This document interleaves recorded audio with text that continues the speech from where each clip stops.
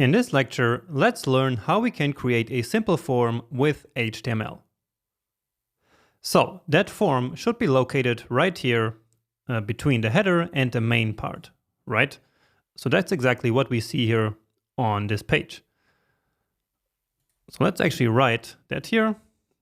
And to create a form, we use the form element. Okay, and we can actually give the form element some special attributes, but for now that won't be necessary because just like the buttons that we created earlier, submitting this form will not do anything before we write some JavaScript to actually make it work. For now, we are just simply creating the content. But anyway, the first element that we have in our form is this text field here, right? And in HTML, that's called an input field. So input, and then let's say type text. And there can be other types like email, phone number, and so on. But this one is just the generic one simply for text. And that's actually it. So just like the image element, the input is also a self-closing element. So there's no content and there's no closing tag. Next up, we have this other one here, so this other input field. So let's write the exact same thing. Text and then self, close it. And then let's give it a save and check it out. So nothing special at this point, simply an input field that we can focus and type into. But yeah, nothing special yet. So next up, we have this one here, which is this drop down basically. So this is called in HTML a select element. And this one actually we do close because it needs some content. And the content of the select element is one option element for each of the options of the select field. So option, and here we do need an attribute, but more about that later. So first, the first one is technology. And then let's create another one for science, and then one for finance. Because this is basically the category that the user can choose for the fact that they are inputting. So here we have these 8 categories, which are exactly the same as these buttons. But again, we are keeping it simple here. And that's because later on, we will actually create many of these elements using JavaScript. So basically, we will have some code which will then create this list here for us. So the select element. So just to explain you, it will take this data here, which has the names of all the categories, and it will then basically automatically create one option element for each of these. And so then we don't have to manually do this. But for now, we're just learning how HTML works, and so this is how we do it.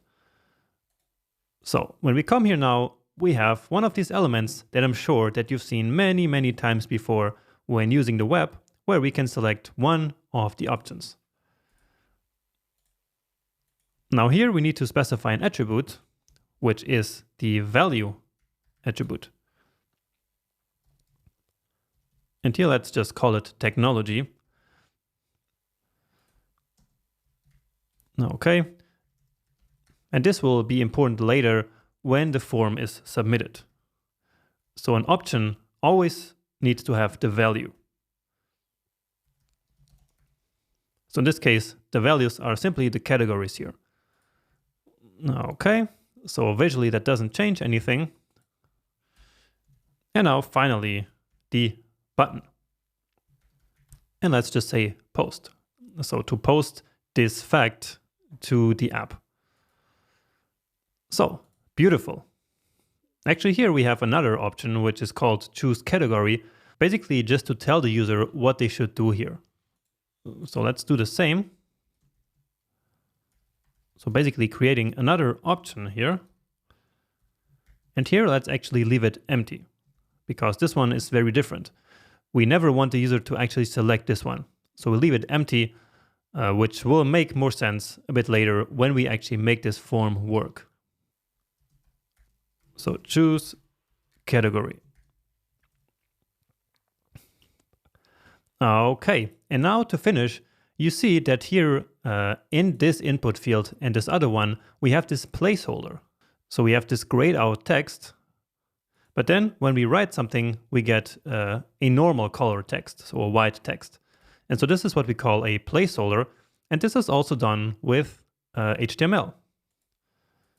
So how do you think that works? Well, that is just another HTML attribute.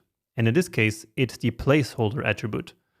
And here, once more, as we start typing, VS Code will start to suggest us some options. So we can simply hit enter here. And so that makes typing a little bit faster. So share a fact with world. And then here, another placeholder, trustworthy source. And so like this, the user will know exactly what to type into each of these fields. Beautiful. So it's starting to look a little bit more like an actual web application, right? So very nice. There's just one more thing missing from this form, if you remember, which is here, this number. So this number will later indicate how many characters are left to write. So you see, as we start typing, this number goes down. Now, usually when the page has the original big size, like this, you see that all of these here are side by side, including that number here. So just like here, where we have all the form elements side by side, that's what we want here as well. What we have here is simply an adaptation for smaller screens. But anyway, this was just to ask you, what do you think which element we need to basically place this 200 here in our form? So between these two input elements. So right here, what element do you think we will need? Well, let's start with the very first that we tried or that we learned, which was the P element, remember? So do you think this will be correct? Well, not really, because remember that the P element actually created a new line. So that's exactly what we had in the very beginning of the section, where when we placed this technology here, so this category into a P, then it also created a new line which we didn't want. Remember that? So it was this situation here. And that's why we used a span, which is simply basically a neutral text element which does not create a new line. And so therefore, that's exactly what we want here as well. So just text, but without creating any new lines. All right, and so now we are actually almost done here with the skeleton of our app, so to say. So basically the main content, we are now have it laid out here. All that is missing is this part here. So you see that each of these facts has basically these three buttons here, where we can upvote a fact, we can say that it's a mind-blowing fact, or we can say that it's actually false. Because of course some people might post wrong facts here, and then people can downvote them so that they don't appear. So let's take care of that in the next lecture and then finish the HTML part of our application.